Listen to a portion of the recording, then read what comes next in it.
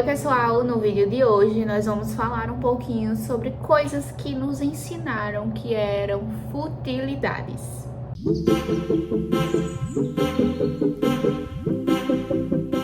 Nesse vídeo nós vamos explorar uma pequena lista de coisas que são estereotipadas como coisas femininas e que também, e não por acaso, são tidas como coisas fúteis.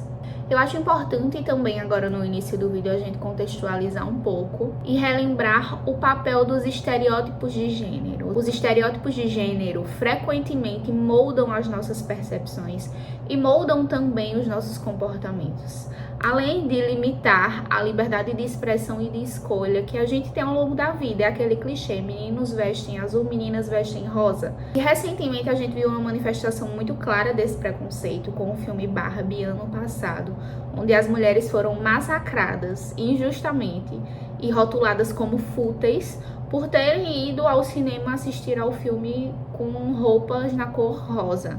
Enquanto isso, homens não enfrentam o mesmo tipo de julgamento ao gostar de jogos, ao gostar de videogame, ao ter estátua com personagem de herói, por exemplo. É muito importante a gente tentar desafiar um pouco esses estereótipos no nosso cotidiano e permitir que todos tenham liberdade para gostar do que quiser, para se vestir da forma que quiser, para usar o que quiser, sem o peso dessas expectativas baseadas no gênero. E aí nessa pequena lista de coisas que são ditas como femininas e que fazem nós acreditarmos que são fúteis, eu começo com algo que eu já mencionei, que é a cor rosa. Desde muito cedo nós somos ensinadas que rosa é uma cor associada ao universo feminino, o que por sua vez é usado também para rotular certas coisas como menos importantes ou frívolas. Eu acho que a transição para a vida adulta marca muito isso, porque a gente começa a observar como as pessoas nos acham infantis caso a gente tenha algum acessório rosa, caso a gente use roupas na cor rosa, enfim. No entanto, a gente sabe que a cor em si não tem qualquer relação com capacidade intelectual, com habilidades, com talentos. É tanto que esse rolê de meninos vestem azul e meninas vestem rosa é totalmente sem fundamento. É só uma cor. E essa cor, ela pode fazer parte de uma expressão de criatividade, de uma expressão de individualidade, mas ela não é determinante de nada. Eu acho que a gente já viu debates sobre isso o suficiente para a gente ter aí um repertório na nossa mente, enfim, na nossa vivência, de como esse lance, esse estereótipo de cores, ele influencia muito, né? A nossa infância, na verdade, é muito pautada nisso. Isso se reflete também em outros gostos pessoais que a gente vai levando ao longo da vida, com esse lance de que rosa é uma cor estritamente feminina. E é importante a gente entender como isso se reflete na vida adulta quando eles tentam tirar da gente isso, exigindo das mulheres uma seriedade. Eu não sei se vocês estão conseguindo entender meu raciocínio, mas é tipo assim, a gente passa a infância toda entendendo que rosa é a cor de meninas. E aí quando a gente chega na vida adulta, rosa é infantil. Se você gosta de uma blusa rosa, você é muito infantil, precisa crescer. Se você quer um relógio rosa, você precisa comprar um relógio de uma cor mais séria, você é adulta, sabe? Tem muito esse estigma também de que na vida adulta, para ser vista como séria, você precisa negar alguns desses estereótipos que são colocados sobre a gente, e não faz o menor sentido.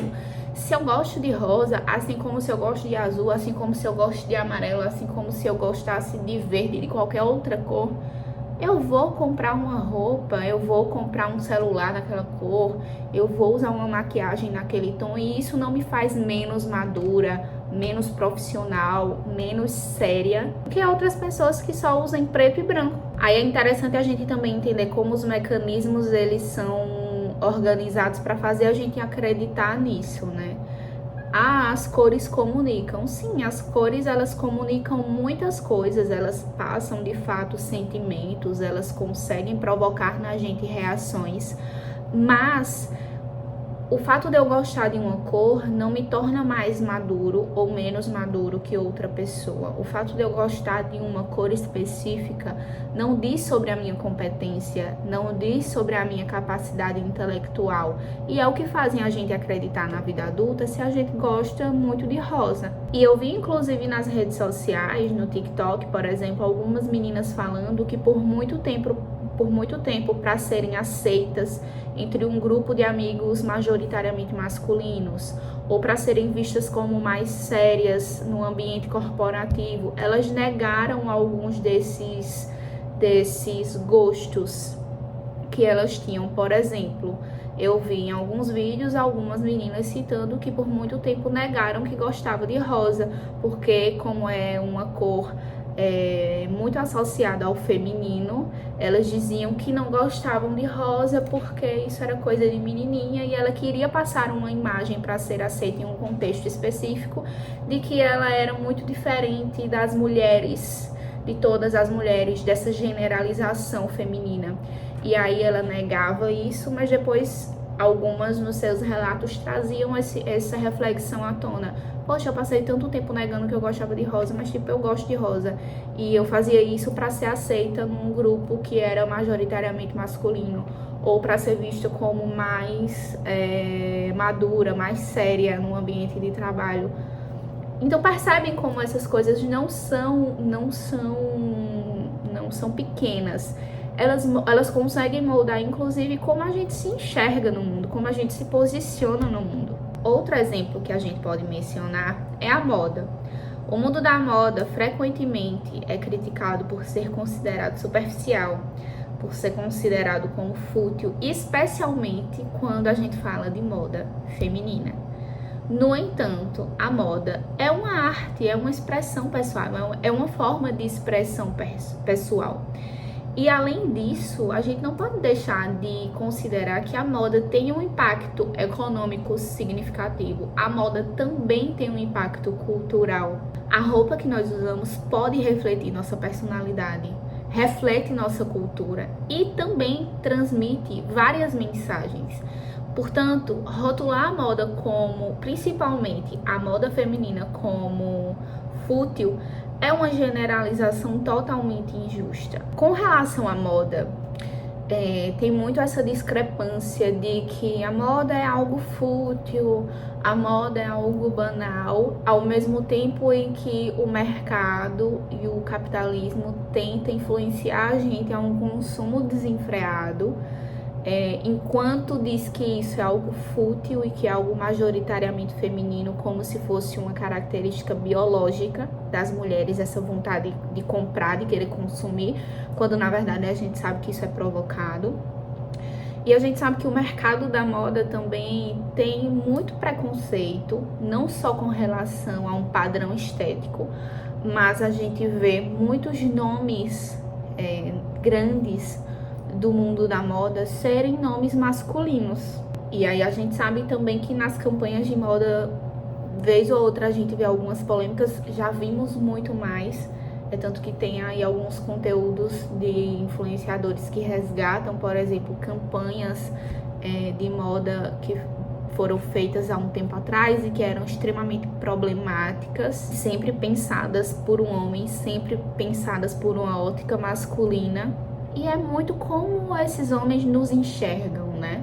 Além de um pedaço de carne, como meras consumidoras, e também como se aquela roupa, por ser de grife, por ser uma roupa de alta costura, tivesse mais valor do que a mulher que tá vestindo ela, sabe? Em alguns momentos eu sinto que tem essa áurea. Além disso, a moda também é um marco muito importante, porque eu não sei se vocês já perceberam, mas quando as mulheres tentam passar uma imagem mais séria, elas geralmente usam roupas com cortes mais masculinos. Qual é a roupa que dá a impressão hoje em dia, na visão construída que a gente tem, na visão estética construída que a gente tem na nossa sociedade? Qual é a roupa que dá para a mulher uma imagem de poderosa, de uma mulher de negócios? É um terninho, é uma roupa que a gente sabe que vem do guarda-roupa masculino. Então, a gente também consegue perceber essa transição, essa separação, na verdade. Quando a mulher usa, principalmente no mercado de trabalho, roupas com cortes, com curvas, com decotes, com roupa cinturada, com saia, com babado, ela é vista como ou muito sexy e inadequada por isso, ou como infantil e também inadequada por isso. E aí, quando a mulher precisa assumir uma postura de mulher de negócios, ela tende a ir buscar roupas com cortes que são mais associados ao guarda-roupa masculino, a saia reta, inspirada nos ternos, uma calça de alfaiataria, um blazer. Então, essas imagens, elas também são construídas tentando passar essas percepções sociais, sabe? É claro que aí também tem muitas camadas dessa discussão, eu tô trazendo só alguns pontos pra gente refletir inicialmente, mas o intuito aqui é a gente falar um pouquinho sobre como essas coisas que nos convencem de que são fúteis, na verdade não são fúteis. São coisas que têm suas importâncias e que os homens também gostam, os homens também consomem, mas quando é para eles é algo visto como um hobby, como algo legal, como gostos pessoais e não como futilidade.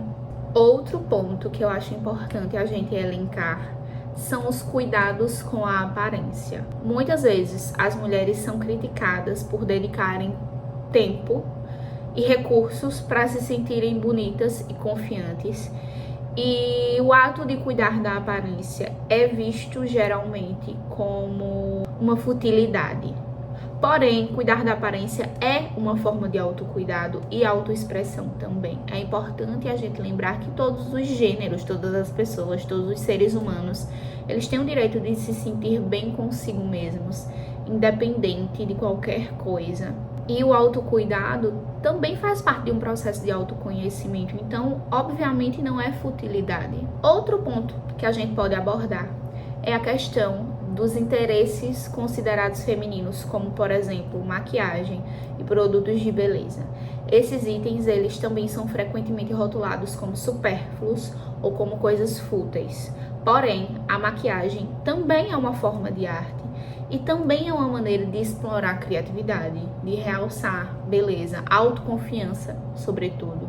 Além disso, a indústria dos produtos de beleza é um setor econômico importantíssimo. O impacto econômico do setor de beleza no mundo é inegável. Então, mais uma vez, temos aí uma falácia machista de que é algo que não tem importância, quando na verdade a gente sabe que o impacto é gigantesco. Outro ponto também importante sobre essa questão de make, de cuidados com beleza, cuidados estéticos, skincare e tal, é como isso é contraditório, da mesma forma que o patriarcado nos diz que isso é profundamente fútil. Eles imprimem uma imagem de uma mulher perfeita que não existe e exigem que a gente faça o possível e o impossível para atender aquela imagem do rosto perfeito, do corpo perfeito. E aí, como é que as mulheres vão conseguir fazer isso? Principalmente no âmbito em que estamos vivendo numa sociedade capitalista, se não através de procedimentos estéticos, de maquiagem, de intervenções. Então, os homens às vezes falam, a mulher quando tira a maquiagem se transforma, é totalmente diferente. Mas com a maquiagem ela está tentando reproduzir o que vocês impõem como uma beleza, o que vocês colocam nas capas das revistas e agora nas redes sociais como um símbolo de beleza, como uma pele que é aceitável, como um rosto, como uma boca que é tida como bonita.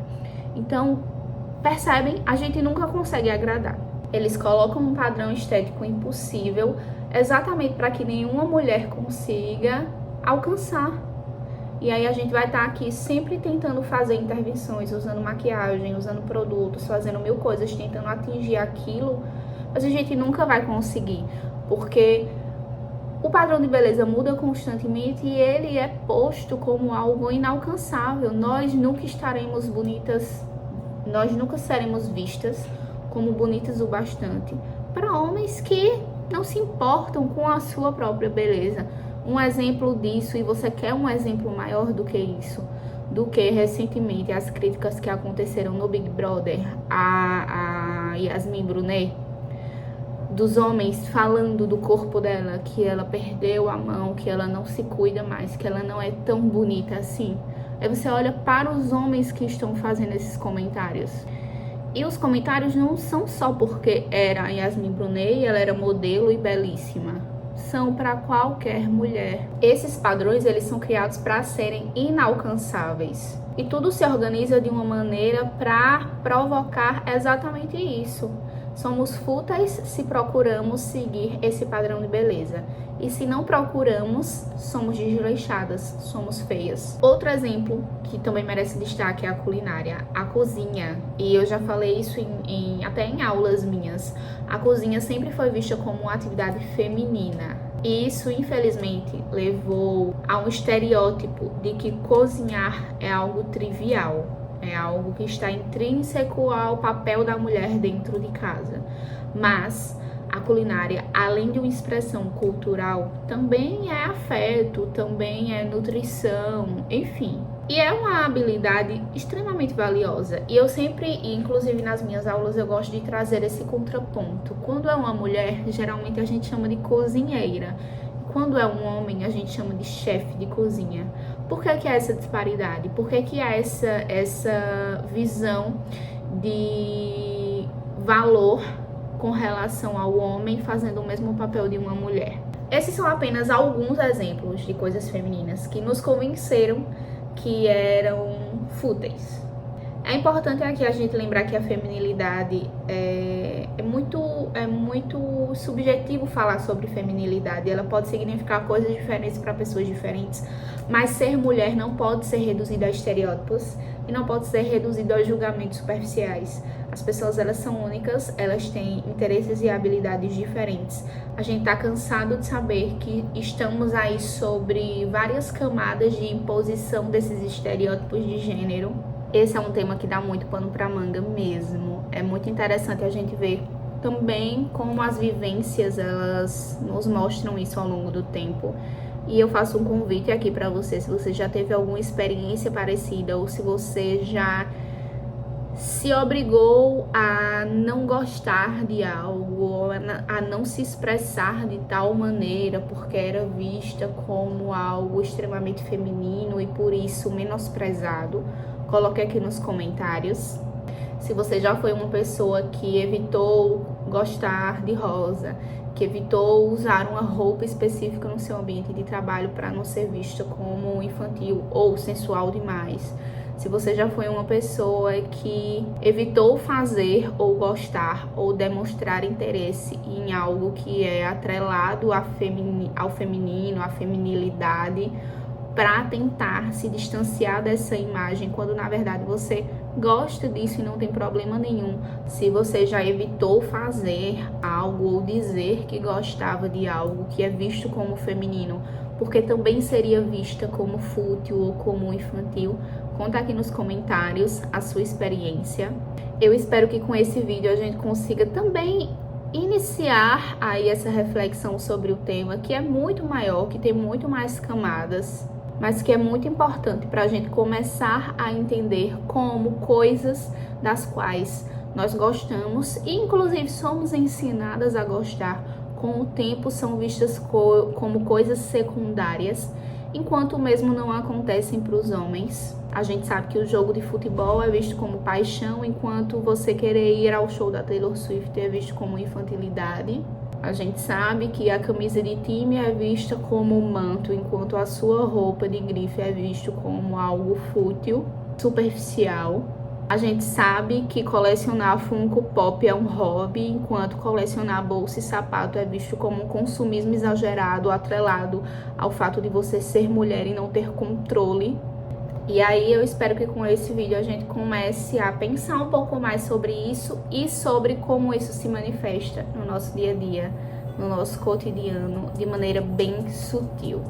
Espero que esse vídeo possa ajudar a desafiar alguns desses preconceitos cotidianos e a valorizar a diversidade, a individualidade, as peculiaridades de cada pessoa.